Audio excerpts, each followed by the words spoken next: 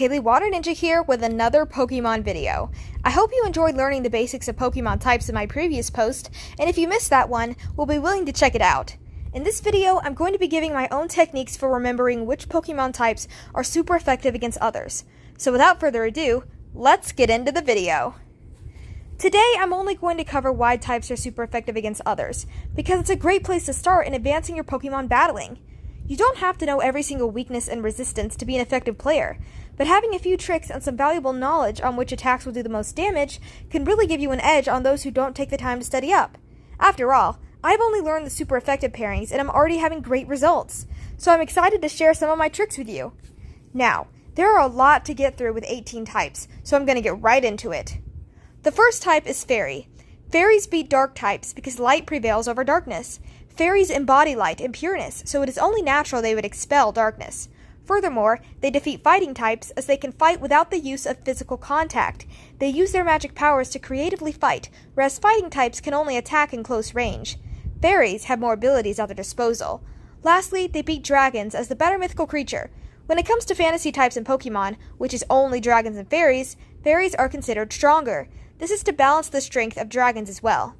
Next is Steel. Steel beats ice as it can easily cut right through. Ice is very brittle compared to the hardness of steel and won't stand a chance. Imagine slicing through an iceberg with a sharp sword. Rock has a similar dilemma. Steel tools and machinery are used to break through and move rocks much of the time, so they can overpower them easily. A pickaxe is a prime example.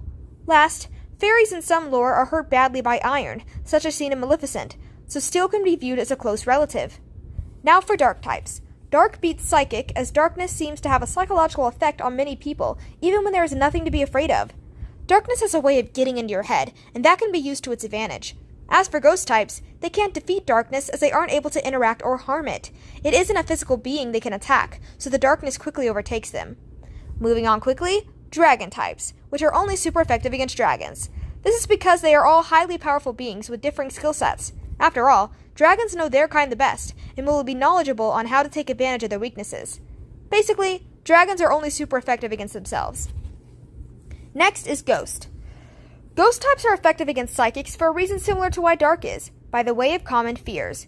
Ghosts can easily take over the minds of people, rendering their psychic strength useless against them. Additionally, ghosts beat other ghosts as they are similar in nature and are closely matched with each other when it comes to physical aspects.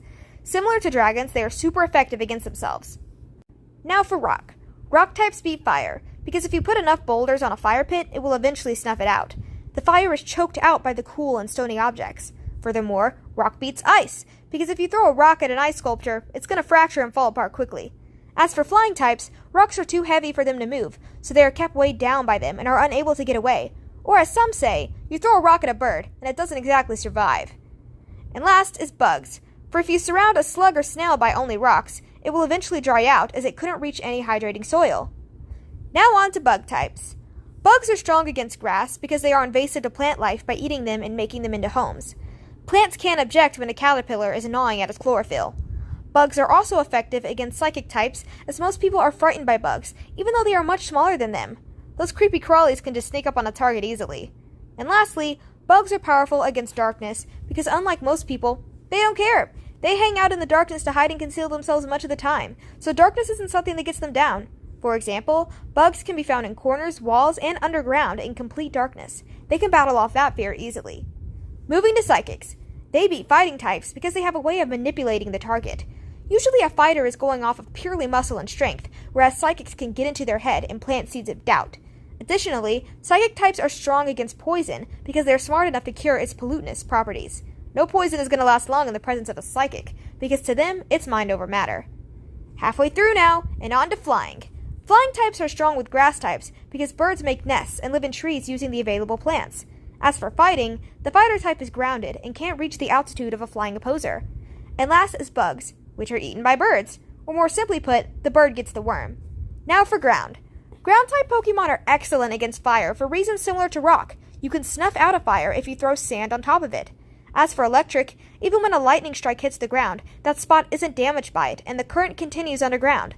Lightning is more likely to hit a pole, metal, or conductor anyway. Ground also beats poison, because if you pour an elixir on the ground, it is going to eventually evaporate without applying its adverse effects. The ground soaks it up, and once the poison mixes with the ground, it is no longer viable. Additionally, rock types are even weak to ground, because if you throw rocks into a hole, they're going to be trapped there and unable to escape without aid. Finally, ground is effective against steel, as dirt and sediments from the ground will cause steel to become dirty, smudged, and can even lead to eventual rust. Poison coming up next. Poison beats grass types as toxic substances can kill plants. For example, when pesticides are used on crops, it can sometimes affect the plant itself. As for fairies, their magic can't always get rid of the poisonous effects. Even they can be overtaken by disease and acidic products. Some have pointed out how fairy tale characters are sometimes poisoned by their enemies as well. Number 12 is fighting. Fighting types are super effective with normal types, because they are basically normal types with enhanced fighting abilities. This can be imagined as a civilian versus a ninja. For ice, fighters can punch right through. When it's so easy to pull an icicle off of a roof, this becomes more feasible. Additionally, fighting beats rock for a similar reason. With brute strength, they can easily pick up and move them out of the way. These objects are no match for a fighter's fists. What comes to mind for me is when Maud Pie completely obliterates a rock to protect her friends by punching right through. When it comes to dark, fighters aren't afraid of that either. These types are more focused on strength, so as they don't have the psychic fear holding them back, darkness becomes no obstruction to their goals. They're so tough, they train late into the night, or as some have said, if you're afraid of the dark, punch it. Lastly, fighting types beat steel as they utilize it to fight with. Steel is a beneficial weapon for a fighter, and once in the hand of one, steel types alone can't handle the strength. After that, we come to ice. Ice types are actually effective against grass, even though they are a form of water. It can be rationalized by thinking of how ice can freeze a plant, and it will eventually decay and brittle away. Freeze damage appears in the roots and is difficult to cure. For flying types, when their wings are cold or frozen, it is much more difficult to fly. They can't escape the battle, and are forced to fight in a grounded state, which is unfamiliar and foreign. This is a similar issue for dragons, as their wings could be frozen and immobilized as well.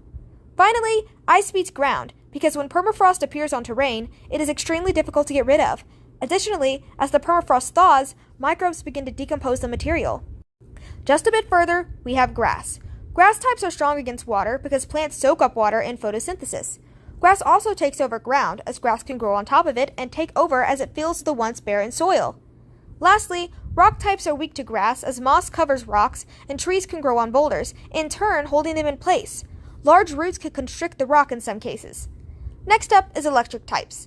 Electric is good against water as H2O is a conductor of electricity. It passes and spreads through the clear liquid instantly, while also affecting anything touching it. Additionally, flying is weak to electricity because when birds make a wrong move on power lines, they become electrocuted. Moving on to water types. Water puts out fires, which is the straightforward reason for its easy victories against it. Also, water beats ground because it can turn the dirt into a mushy and formless area of mud that has difficulty moving on account of its now heavy mass. This makes it easier to move and dispel of. Finally, rock is weathered and eroded by water. Think of the Grand Canyon. It was changed drastically by water. Number 17 is fire. Fire is strong against grass because it burns plants quickly. Forest fires and fire spreading from dry grass are two unfortunate common results from the flames. It is also effective against ice as fire melts it. A snow cone isn't going to stand much of a chance there. Furthermore, fire beats bug types because fire kills bugs. Sometimes the only way to exterminate a bug-infested house is with a blowtorch. And last, fire beats steel, as blacksmiths use fire to melt and remold tools and weapons. The steaming inferno can reforge steel and change its craft. Last is normal. Normal types aren't super effective against any type, because they are not unique in any elemental way, and therefore can't be superior against any type that excels in a specific area. How can you expect a normal person with no education to advance in any workplace without it? Wow, that was a lot of information to take in, so I'm going to briefly summarize. If you want to skip this part, then feel free to jump to the timestamp below, but if you're still here, this is a quick rundown. Bugs live in the dark, so they aren't phased. They eat leaves and are a common fear of people. Darkness isn't physical, so it can't be attacked by ghosts, and it also is a common fear of people. Dragons are only effective against dragons. Electricity from power lines can electrocute birds, and it is a conductor in water. Fairies are light, so they beat darkness. They override dragons to equal out that type's once untamed strength, and can do ranged attacks against fighting. Fighting isn't afraid of the dark. They just punch it. Can pummel through an ice sculpture, has the upper hand on normals by using karate, can pick up boulders easily, and use steel as weapons. Fire burns bugs with a blowtorch, causes forest fires, melts ice, and reforges steel in a blacksmith. Flying birds eat bugs, use plants for nests and homes, and can attack from above on grounded fighter types. Ghosts beat other ghosts and are a common fear of people. Grass grows on the ground, restricts rocks with tree roots, and soaks up water. Ground resists electric flow, snuffs fire with sand, dilutes poison, traps rocks in holes, and causes dirt, rust, and decay on steel tools.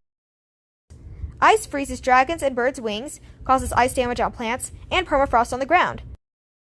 Poison overrides fairy magic as a common attack in fairy tales, and harms plants with pesticide chemicals. Psychic causes fighting types to doubt and are smart enough to cure poisonous effects. Rocks surround and dry out slugs, choke out fire with stones, weigh heavily on birds, and break through vulnerable ice. Steel hurts fairies who are weak to iron, slices through icebergs, and mines through rock. And last, water puts out fire, erodes and weathers rock, and turns ground to mushy mud. So, in conclusion, even just learning the type pairing for what is super effective against another can seem overwhelming, so it is best to start with the basics and work your way up if desired. You can always move on to the next formulas once you've mastered this one. In fact, even simple familiarity can give your team a well-needed one-up. But just remember, most people don't even bother to learn these, as most Pokemon games will guide you once your Pokemon is chosen. However, for those that want to be aware which Pokemon will hold the most effective attacks before selection, it doesn't hurt to have a little extra know-how. Battling takes strategy, and becoming more comfortable with the Pokemon patterns is a straightforward and consistent way to have the advantage. I hope my ideas were beneficial, and if you need to go back to a specific type, I will put the timestamp for when it begins in the description below. Well, that's it for this video. Please like and subscribe, and have a great rest of your battling. Ninja, go!